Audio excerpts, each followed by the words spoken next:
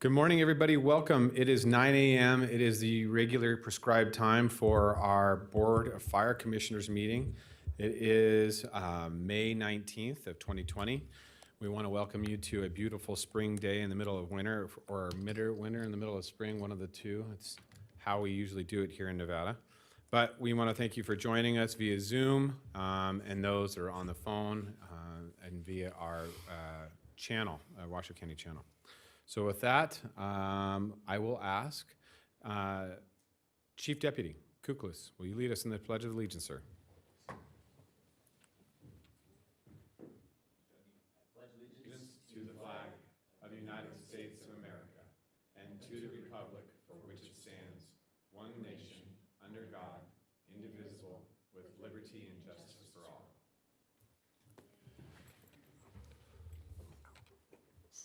Thank you, Chief.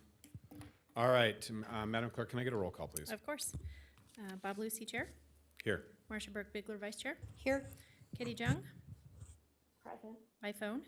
Von Hartung. On the phone? Thank you. Jeannie Herman. Here. Fire Chief Charles Moore. Here. Deputy District Attorney Nathan Edwards, Present via Zoom. by Zoom. And I'm Chief Deputy County Clerk, so you have a quorum. Thank you, Madam Clerk. I appreciate that. Chief, before we take public comment, I want to take a minute. Would you share some stuff with us, please, sir? Yep. I'm very saddened to announce that TM has lost one of its family. Lane Johnson passed last Saturday morning after fighting a long and courageous battle with cancer. And Lane was a devoted mother and wife to Captain Marty Johnson, and she's going to be deeply missed. And her TM family grieves along with the Johnson family in this time of sadness. So we would be, on behalf of all TM members, Mr. Chairman, we'd be grateful for a moment of silence. It's always tough to lose a family member, especially one that devotes so much of their time behind the scenes for those that are on the front line. So with that, let's take a moment of silence for Ms. Johnson.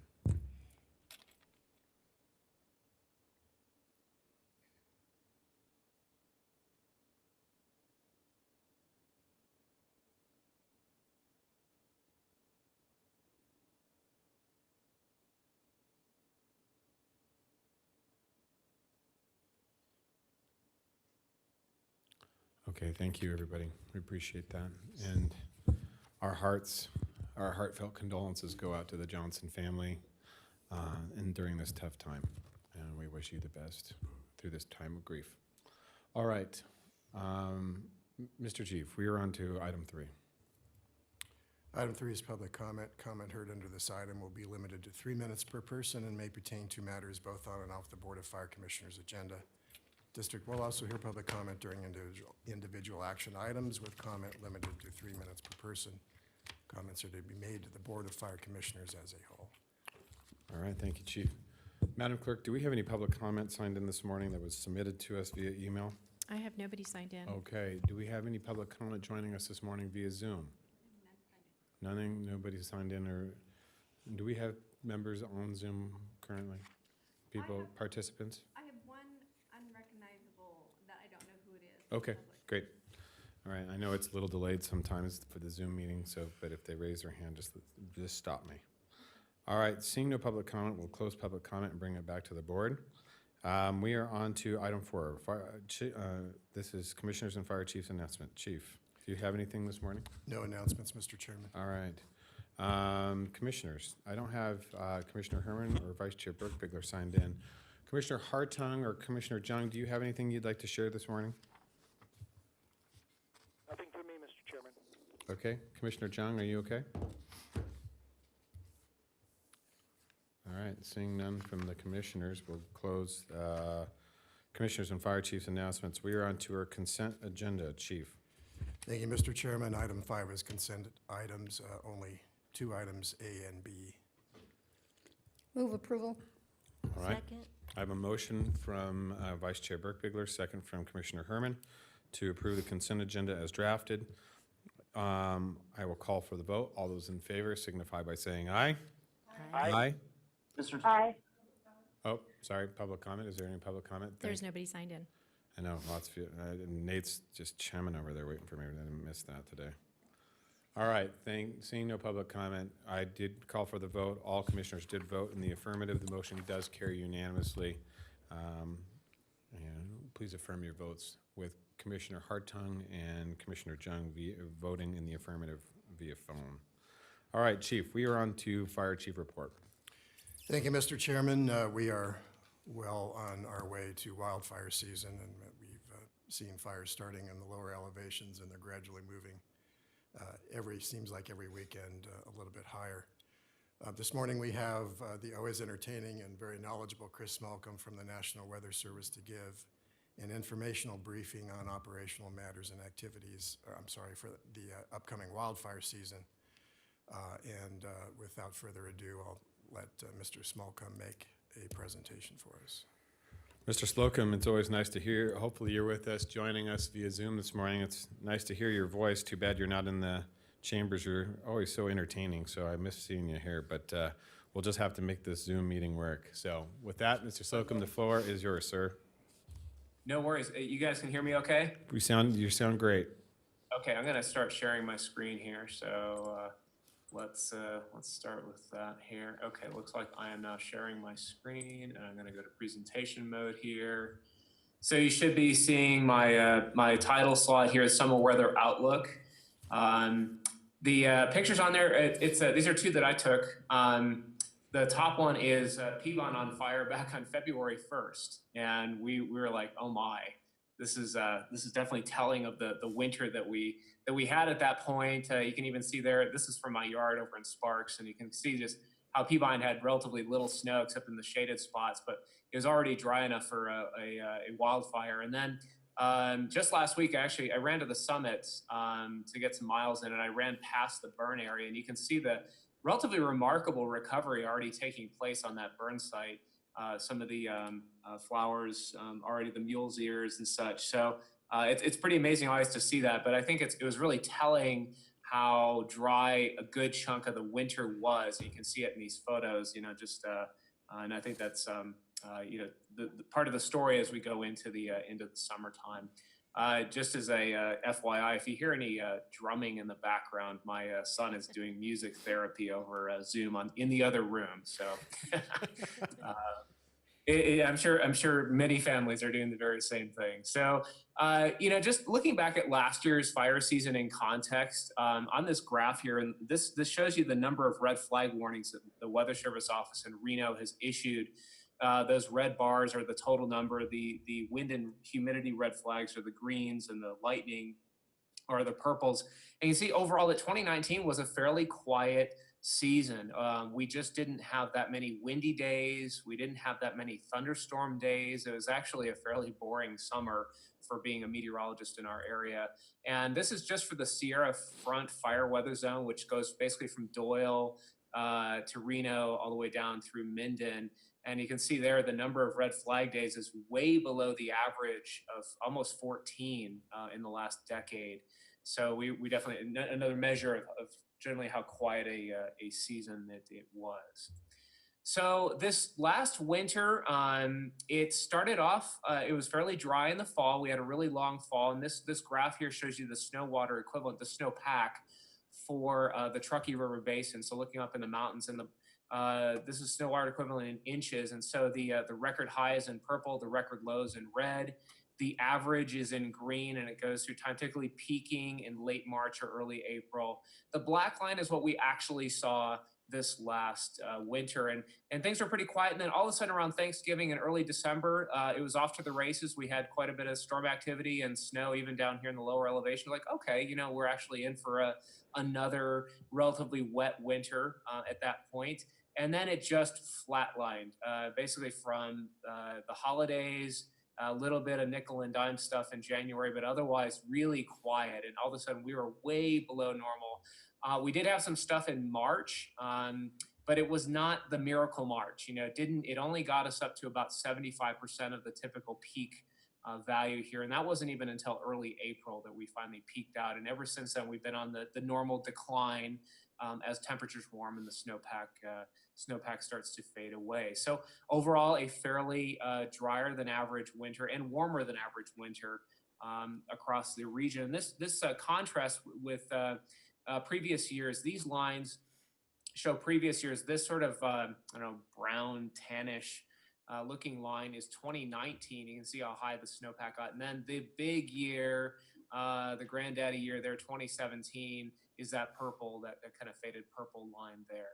So, and then 2018 in the middle is this gray line, and oddly enough, our last winter, for a good chunk of it, did mimic 2018 quite a bit. But overall, the last 3 years until this winter, we're actually having fairly wet winters, and so that will go into the story for this coming fire season as well, with a lot of vegetation, a lot of new vegetation that has grown from these relatively wet seasons. So this is what the snowpack looked like on April 16th of this year. Just a quick satellite snapshot overlooking the area, and you can see nice healthy snowpack, a little bit of popcorn cumulus clouds there. And then a month later, just a couple days ago, boom, all of a sudden, a lot of that snow's already melted except the very highest elevations here. So that's all pretty normal, but we're starting from a drier spot on the snowpack too, so it's going to melt off a lot more quickly than normal going into the next, say, a few weeks. You can even see some of those Sierra wave lenticular clouds out over Reno on this particular day. So with this in mind, we are now into drought status across a good chunk of Northern California and Northern Nevada. It's sort of the entry-level drought, this D1, this kind of light orange color across Washoe County, with just only the abnormally dry for Northern Washoe County. But for the urban area here, we are into drought status because of that dry winter and the warm temperatures, even more severe in Northern California and up into Oregon, which that does have implications for this fire season in terms of mutual aid. And you'll see in the maps here in a couple of minutes for the fire season outlook, but I think that it could be a really big fire season in Northern California and Oregon and Pacific Northwest. So there's probably going to be a heavy demand for mutual aid in those areas, assuming the weather patterns are conducive to large fires. So we're into drought status. So now for this coming spring and summer, what is the weather outlook? And you guys know my attitude on this is generally anything beyond about 3 or 4 weeks. The science, the skill isn't quite there. So what I really do is I look for really big signals in our models, in our simulations, months in advance. Well, it just so happens the signals aren't, they're kind of decent for this summer. And looking out for precipitation here on the left-hand side, we're starting to see a decent anomaly there for drier than average across Northern Nevada, up into Northern Oregon, Northern California. So now remember, these models are done on very large scale. So we can't go, looks like Reno's going to be yellow, but Vegas is no, it's kind of, you have to look at almost 100,000 foot view, if you will. And so the confidence here is still kind of mixed, but it's probably leaning a little bit drier than normal. For the temperatures here, it's just a slam dunk, decided hotter than average summer, June, July, and August. Now, this is just saying that it's going to be warmer than normal. The question is, are we going to be just a little bit warmer than normal, or are we going to be like, record 100-degree days kind of summer?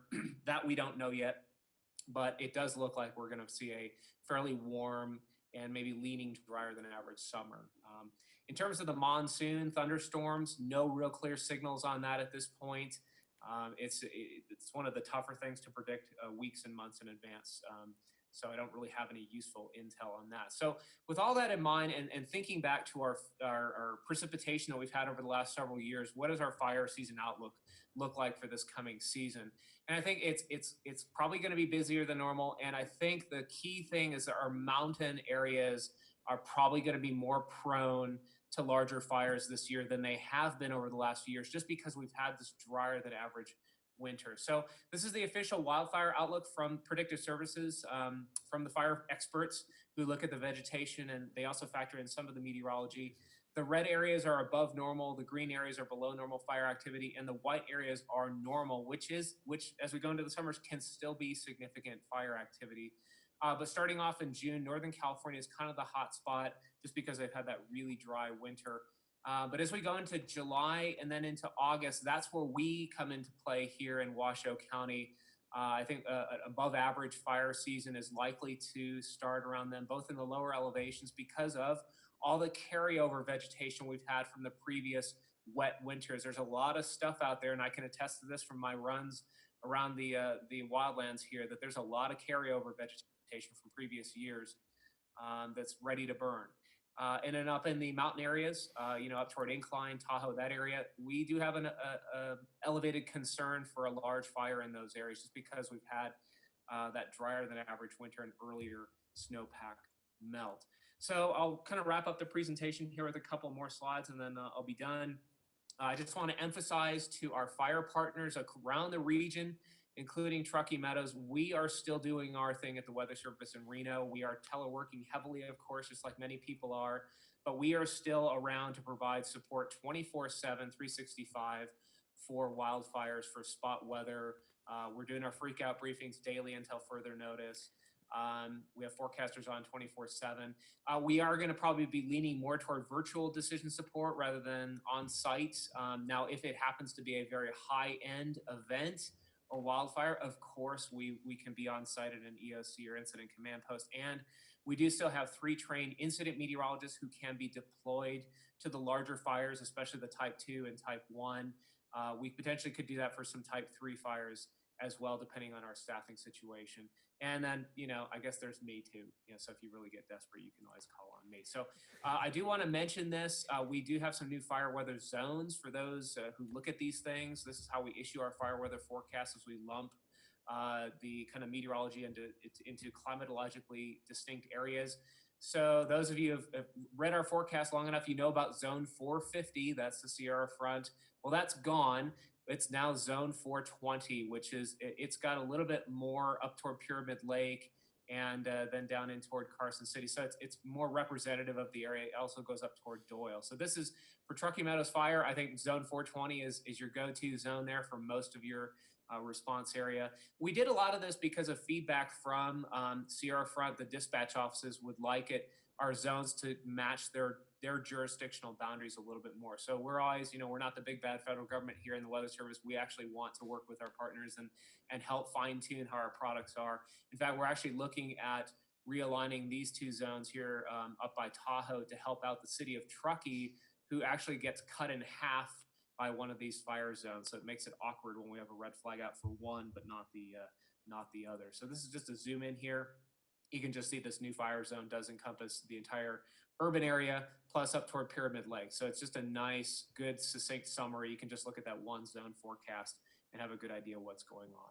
So that's all I've got. This is in the PDF, which I think was sent to you. This is just an executive summary, if you will, for reading later, but it just summarizes what I just talked about. So thank you for the invite. Thank you for your time. And that's it. Great, Chris. Thank you so much. We always enjoy your presentations. They're always very robust and full of information. Looks like there's going to be quite a season in front of us. Are there any questions by any of the commissioners for Mr. Slocum before he departs? Commissioner Jung, Commissioner Hartung on the phone. Nothing for me, Mr. Chairman. Great presentation, Chris. Thank you. Commissioner Jung. Yeah, I think Chris could teach us a lot about doing what you love and the enthusiasm that comes with it and the terrific physical hobbies that he has. You are always a delight to talk to, and I learn something every single time. So I thank you for taking the time and helping us manage our drought as well as our looks like a pretty serious fire season in terms of resource for sure. But thank you. No, thank you for the kind words, and it makes it easy because I love what I do and I love where I live. And we've been here 13 years, and I honestly can't think of a better place to be. So thank you. Great, thanks, Chris. We really do appreciate it. And I actually, I spent the weekend. I took some time and spent Saturday up in the high country. And Chris is right. There is a ton of dry vegetation that's carried over from last year, but a ton of brand new vegetation that we've seen just early spring that's just kind of currently sprouting. So I think that there's going to be hills full of burnable material here come July and August, like Chris pointed out, that we need to be really wary of. And I think when we think about that here in Washoe County, especially as it pertains to COVID-19, with people still not being able to go to maybe participate in sporting events and large arenas and gatherings, most people are turning outside to go and recreate out in those areas, taking their ATVs, taking their firearms, doing a number of different things out there. All we want to do is make sure we're not saying don't go out and recreate. We're not saying not use the beautiful northern Nevada landscape. What we're saying is just be very cautious and be very aware that these challenges are out there and that it's very difficult, especially due to some of the federal restrictions. A lot of the onus this year might be falling on our local firefighters to fight some of those wildfires for a period of time before BLM and U.S. Forest Service can get their firefighters online to help.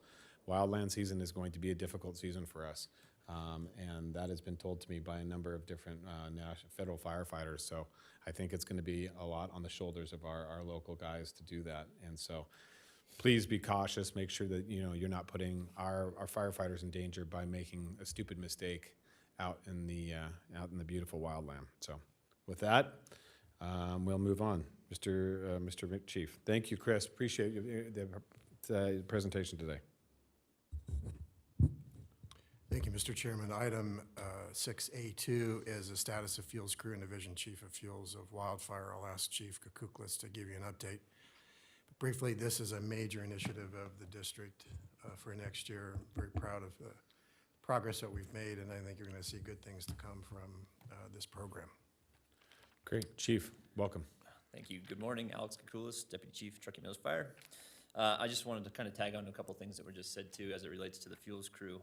We're starting to see that fire activity already. There was last Sunday, 9 days ago, had a 102-acre fire out in Wadsworth, largely related to the wind event that we had going on that day. But we are seeing that old vegetation burn. We posted some stuff on social media. It was pretty active, especially for the early part of May. So I think this is my 23rd fire season going into, and I kind of laugh now at this point because we're always asked, what the fire season looks like, and we always say it's going to be bad, whether it's a wet winter and we have a lot of new vegetation, or it was a dry winter and we have a lot of dry vegetation. So the point is, we always have the ingredients for a big fire season. It's just a matter of whether people or lightning or some other cause gets it going. So we are seeing the activity pick up. You mentioned it, that we're having a lot of people recreating out in the areas we have within the district.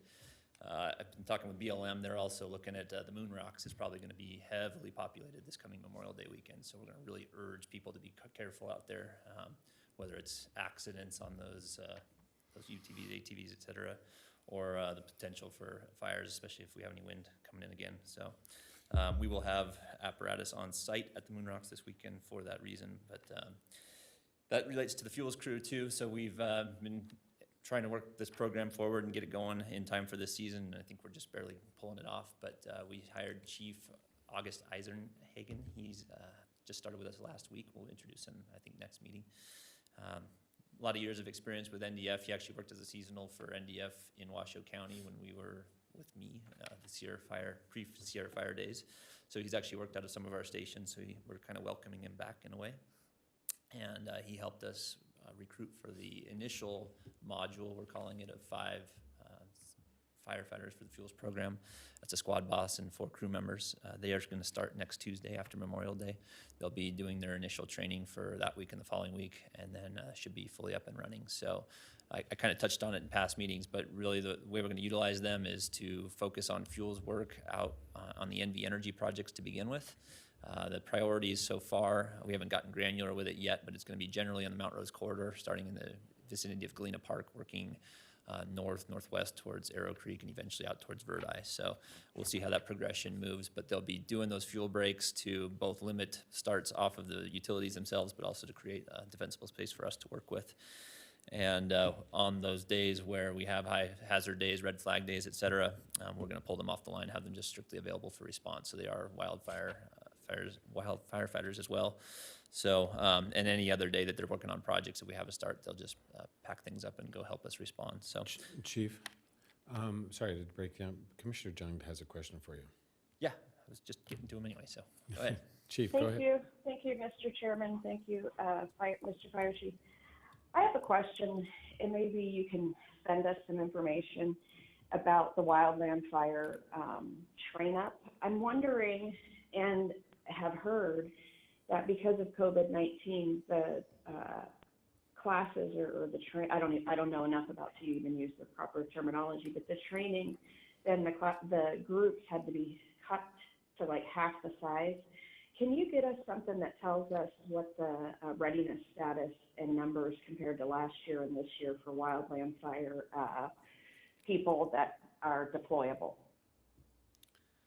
I can quickly touch on that. I mean, for our agency, the group that we're just hiring and starting, we're fortunate that because this is a full-time year-round position, we got a lot of very experienced people. We've got the squad boss comes with over 10 years of experience with NDF, and we've got some former hot shots on there. So we're not having to do fully green new training with our folks.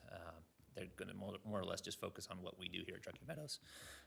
Outside of our district, we do have a meeting this afternoon with BLM and a big, kind of like a field generals meeting with all the Washoe County chiefs tomorrow. We will see better what they're doing, but what I've heard so far is they're bringing back a lot of their prior seasonals. They are having some new recruits. They are breaking down their training groups into smaller sizes, and they're also making sure that they don't have multiple companies working on the same stations. They might be responding from different locations. So that's what we're kind of going to have some uniqueness to this season, is that the resources might be coming from a little more spread out in distant areas. So that's what the intent of tomorrow's meeting is, coordinate all those activities. Great.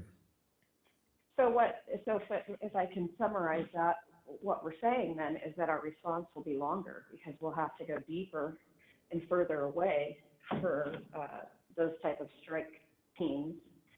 And so after you go to that meeting and you get all that information, can you just send us a quick memo, like what's the numbers and what's the workaround and what they're predicting as well, just so we can make sure that we are fully providing our resources, but also that we have fully reliable resources anywhere in the western region here, Northwest, where we see we're going to have resources pulled off of us as well. So I just want to see how we can plan for that. And I want to go back to something the chairman said, which was about really it's going to be locals that are going to have to take responsibility for the fires season because of some of these issues. And I would also want to say to the public, whether it's fire, infectious disease, whatever it is, I mean, we've been trying to tell you for a long time, government can't protect you of all things everywhere. You wouldn't want that anyways. But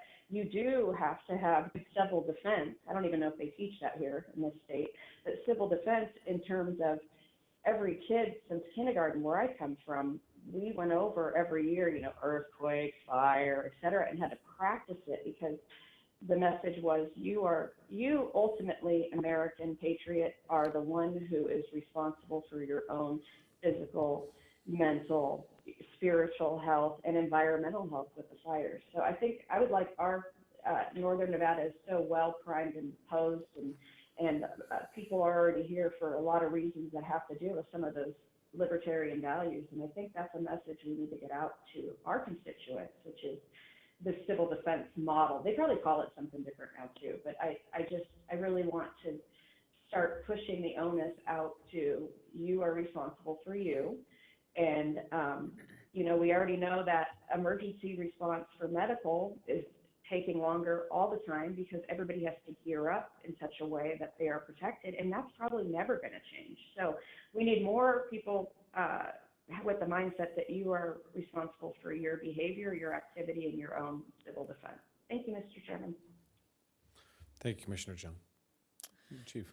Yeah. So just in conclusion, we will definitely get you a synopsis of what the regional partners are doing after the meeting tomorrow. And Commissioner Jung's correct. We are anticipating that there'll be more reliance on us for initial attack. So for those reasons, we are staffing up some additional resources. I spoke to some of the task forces we're looking at doing on red flag days, et cetera. That reminds me, just one final remark was Mr. Smallcombe made the comment of last season we had a significantly lower number of red flag warning days, and I don't want that to give people too much peace of mind because we actually saw over 270 some odd fire starts just within Truckee Meadows fire season last season. So those days, maybe it's working, right? When we're telling people that we have red flag days, they're not doing things on those days, but we're still having plenty of fire activity outside of that. So anyhow, we will be prepared with additional resources this season, trying to hit things aggressively, fast and hard. So Thank you. Appreciate it, Chief. Any other questions for Chief Kuklus? Mr. Chairman. Oh, Chief Commissioner Hartung. Thank you, Mr. Chairman. Chief, have we thought about, and I know our budget is tight, but have we thought about doing some PSAs for target shooters and just making them aware? Prior to the COVID stay-at-home orders, out here in Spanish Springs, I would hear target shooters mostly on the weekends. I hear them every day now, and they're out because a lot of people are at home. So I'm wondering if we're thinking about that, just ensuring, and it's not stopping target shooting. It's not trying to prevent them from going out and exercising their freedoms. It's really more about making them aware of all the things that they need to take with them, fire extinguisher, shovel, etc., and just be aware of their surroundings and what they're shooting at.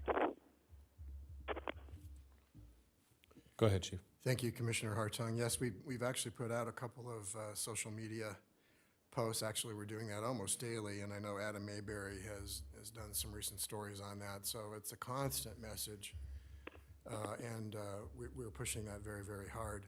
And I know Commissioner Herman had given me a map of a potential new shooting area in BLM that I intend to take that to the BLM administrator to see if we can get some traction on perhaps a shooting area that's a little closer in, and we could develop that in a safer way. So, but yes, thank you for your comments, Mr. Hartung, Commissioner Hartung. Yeah, and Chief, and no, thanks for that. And what I was talking about is actually a PSA on TV. Not everyone is connected in those social media groups. Not everyone pays attention to those posts, and so it's just trying to get the message out that look, resources are short this year, and starting a fire could have a major effect. And when I'd like to talk about this a little later on our budget and how we've planned for that. So I appreciate it. Thank you, Mr. Chairman. Thank you. just one comment to that. Sure, I know Chief, please. we also have a Sierra Front meeting this Thursday. Living with Fire has been presenting the last couple of months, and I think we're getting into Wildfire Awareness Month. They've staggered them now, I think, over 2 months, May and June. So we should start seeing some of those PSAs coming through that organization as well. Right, and I believe, and also UNR Cooperative Extension continues to work with us in regards to that and pushes very heavily. And I know a lot of the budget that Washoe County does to subsidize UNR Cooperative Extension does go to Living with Fire and wildfire season and what we can do. So I think that's one of the things we want to continue to work on. But something we can definitely bring back upon Commissioner Hartung's request for further discussion based upon some needs and what we see might be beneficial based upon your direction, Chief. So I think that would be great. All right, Chief, do you have something to add on that? Did you? I just wanted to add on to Chief Kukulis's report that Chief Eisenhagen has a wealth of experience in writing grants, and we are in hot pursuit of millions of dollars of grants to build our fuels division. So the encouraging thing is even in a time when budgets are stressed, we're improving service through leveraging these grants, and I think he's going to more than pay for his salary in the grants that we're able to obtain. Okay, great. All right, Chief, thank you. No, since we've seen no further questions, we'll move on that. So, Chief, we're now on to item 3 of your report, sir. Item 3 is an update on the process for the standardization of emergency vehicles for volunteer stations. The board may recall that many years ago we've begun to transition how we use volunteers within the district, and we are not relying on volunteers that are necessarily all risk, that do structure fire and wildland and EMS and hazardous materials, all of those skills. It just simply requires too much training.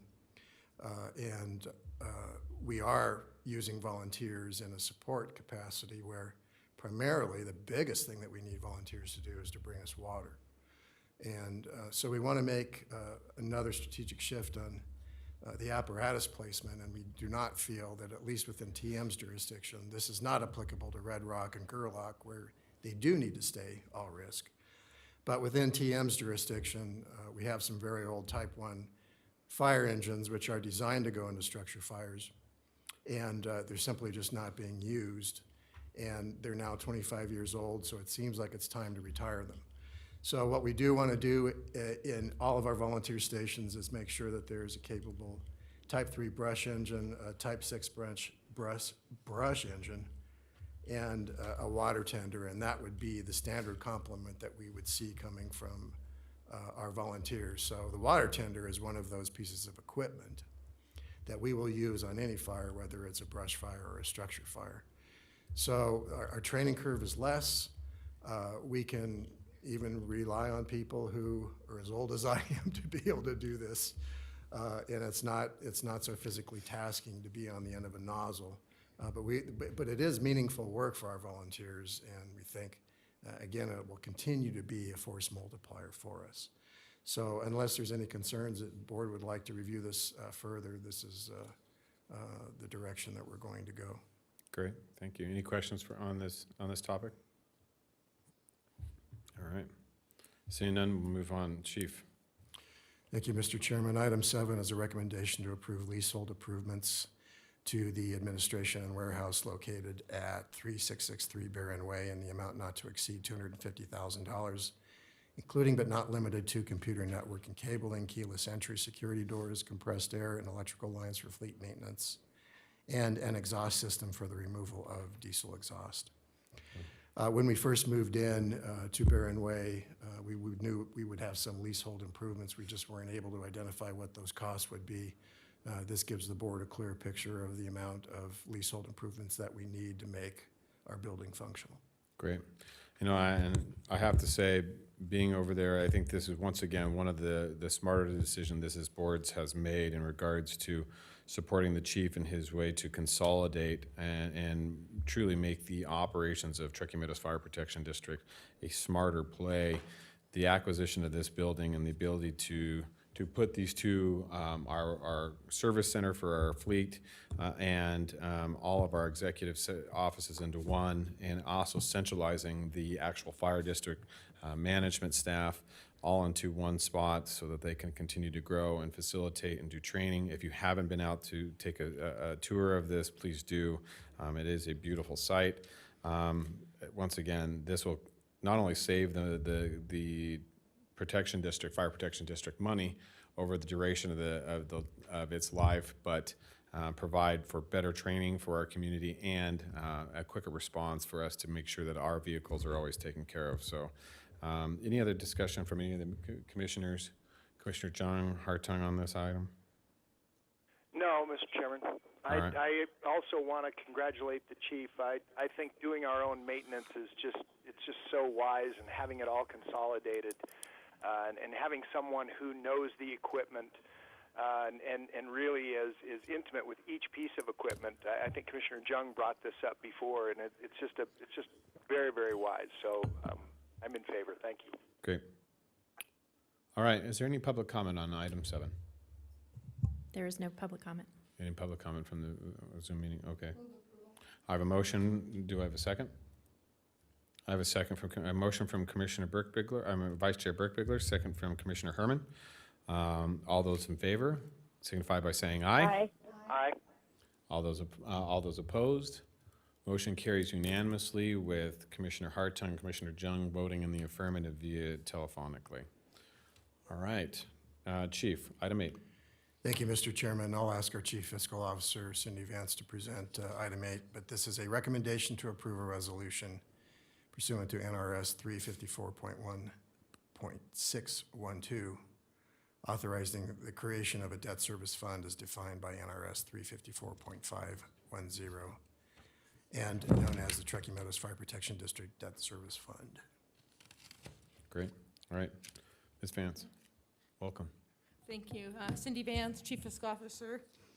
Do you guys want a presentation on this? Just goes with the debt that we just issued. It creates a debt service fund so we can make those principal and interest funds. All right. Or payments. I know we have lots of fun financial stuff to talk about today, so let me ask the commission, is there any questions on this?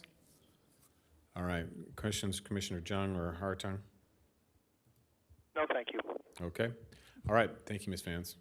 All right. Seeing none, is there any public comment? There is no public comment. I have a motion from Vice Chair Burke-Bigler. Do I have a second? Second from Commissioner Herman. I'll call for the vote. All those in favor signify by saying aye. Aye. Aye. All those opposed?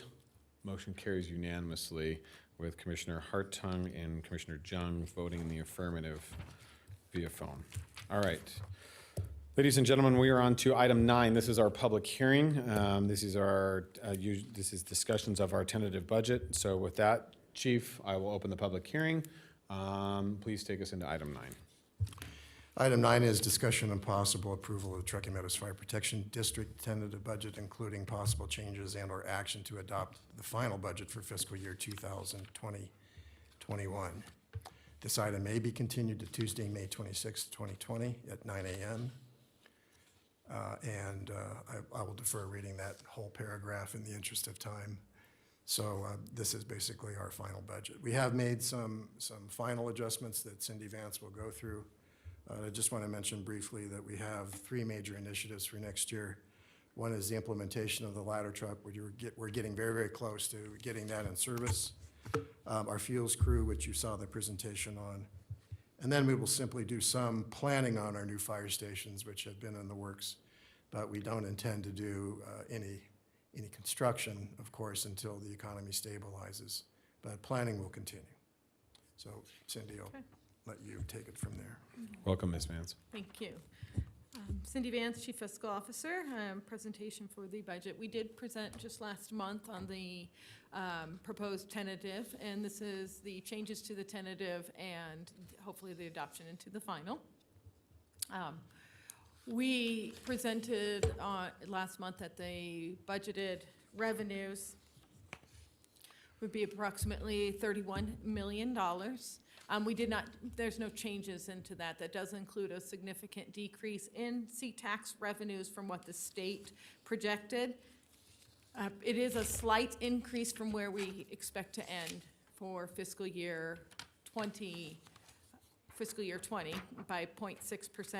That increase is the decrease in seat tax offset by increases in property taxes that are projected, and we're hoping we'll still obtain. That's about 6.1%. And then we also have some additional grant revenues with the NV Energy grant being about $437,000.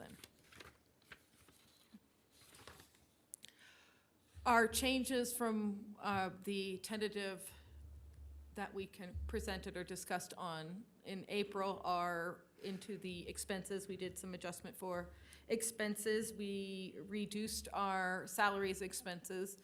When we first prepared the tentative budget, the positions that we included had not been filled. They were in the process of being hired. When we did hire for our new firefighters, 2 of those positions were not filled.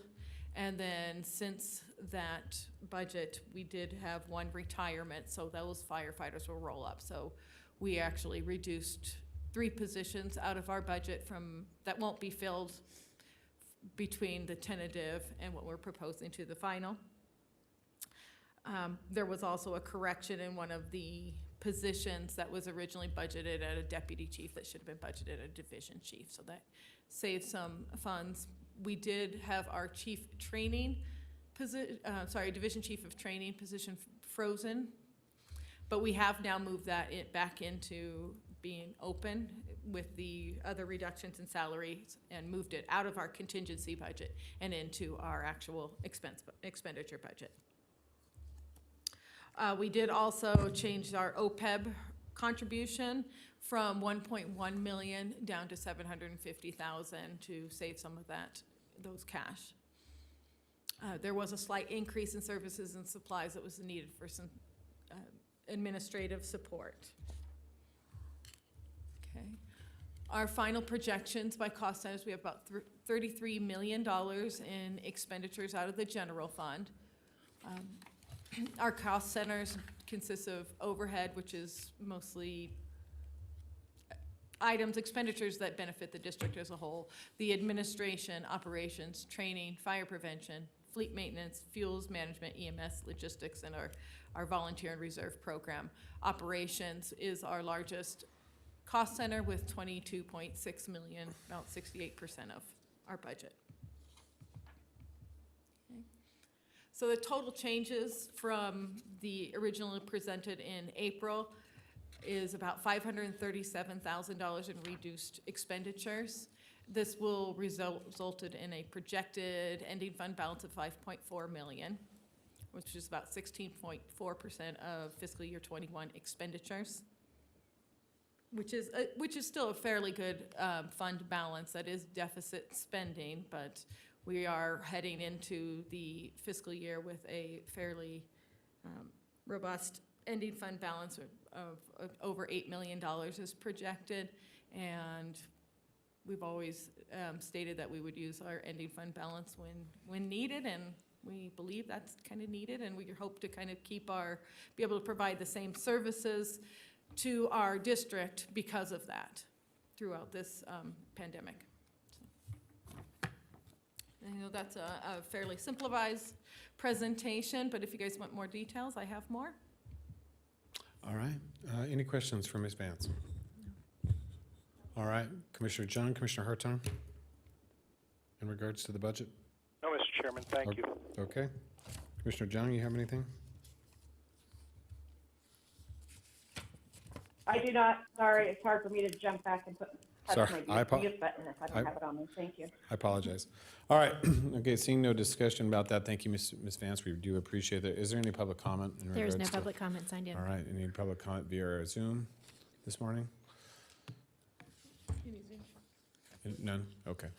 Seeing no public comment, we will bring it back to the board. Looking for a motion. Motion to approve. I have a motion. I have a motion by Commissioner Hartung, second by Vice Chair Burkbigler. All those in favor signify by saying aye. Aye. Aye. All those opposed? Motion carries unanimously with Commissioner Hartung and Commissioner Jung participating via telephone in the affirmative. All right, Chief, we are on to item 10. Thank you, Mr. Chairman. Item 10 is also a public hearing, and it's a public hearing on the proposed issuance of the Truckee Meadows Fire Protection District's general obligation capital improvement bonds. These bonds were intended for the construction of Hidden Valley. This public hearing was required by law to hold and take a public comment. There's really no action on the part of the board except to open the public hearing and take public comment. This doesn't mean that we're moving forward on the project. It just is simply a step that the board needs to do in order to prepare the district for selling bonds when and if it chooses to do so. Yeah, thank you, Chief. This is just a purely an opportunity for the public to participate in the discussion of any deployments of capital improvement bonds for any construction we may be doing within Truckee Meadows Fire Protection. This is required by us by NRS. So I will open the public hearing, ask and see if there are any public comment participating in regards. So Madam Clerk, have we had any public comments submitted? I have nobody signed in. All right, seeing no public comment. Do we have any public comment via Zoom? All right, seeing no public comment via Zoom, we will bring it back to the board and move forward. So we will close public comment. Thank you, Chief. So Chief, we are now on to our final Chief and Commissioner's announcements. Do you have anything you would like to finalize with today, sir? Yes, Mr. Chairman, I wanted to announce that we are going to pursue SAFER grants. The deadline for the application has extended, and the parameters of the grant have changed such now that if we pursue career positions, that there is no cost match. So the concern previously was that we're trying to shed cost rather than add cost. Well, the grant has changed to where now we can apply for firefighter positions and have the federal government pay for all of those expenses at no expense to the district. The only risk would be in 3 years at the end of the grant cycle, will the district have the financial capacity to sustain them? So that is really the only risk moving forward. But nevertheless, I have a question. Okay. Okay, hold on. Commissioner Jung. Mr. Fire Chief, after the 3 years of the grant, are we required to maintain their full-time employment at for the fire district for any amount of time? No, not as I understand it. Okay, that's good. And so when you get this grant, I think it's important that you're transparent with any new hire that is paid through that in 3 years, they might be laid off. Thank you. All right. And I think as we move forward with the grant, what we should do is bring that forward as a board agenda item for further discussion to make sure that we have, if we do receive that grant, how those monies will be spent and for those durations. So we will add that on behalf of Commissioner Jung to when that is necessary. In addition, we're applying for a grant on the volunteer side.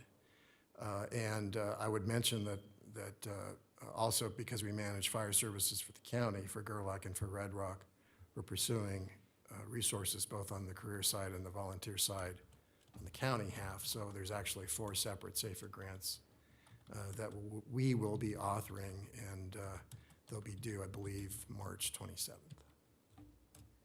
Okay, great. Commissioners, do you have any further comments at this time? Commissioner Jung or Commissioner Hartung? Mr. Chairman. Commissioner Hartung. Thank you. And Chief, and I applaud you for pursuing those SAFER grants. And perhaps one of the tools that we can keep in our box and keep in mind is if we can't afford necessarily to keep those employees, perhaps not filling retirements along the way, might be a strategy. It's not a preferred strategy, but it's certainly a strategy. And I want to thank you and all of our staff for the hard work that everyone's put in. These are not easy times. We're in just a difficult era, but I'm pleased that everyone's working together to maintain ourselves with a great deal of equilibrium. So I'm thankful. Thank you, Mr. Chairman. Thank you. All right. Seeing no further public comment from any of the commissioners, we will go to our final public comment. Chief. Item 12 is public comment. Comment heard under this item will be limited to 3 minutes per person and may pertain to matters both on and off the Board of Fire Commissioners' agenda. The district will also hear public comment during individual action items with comment limited to 3 minutes per person. Comments are to be made to the Board of Fire Commissioners as a whole. Great. Thank you, Chief. Are there any final public comment? I have nobody signed in. Thank you, Madam Clerk. Any final public comment? All right, seeing no final public comment, we'll bring it back to the board and we are adjourned. Thank you.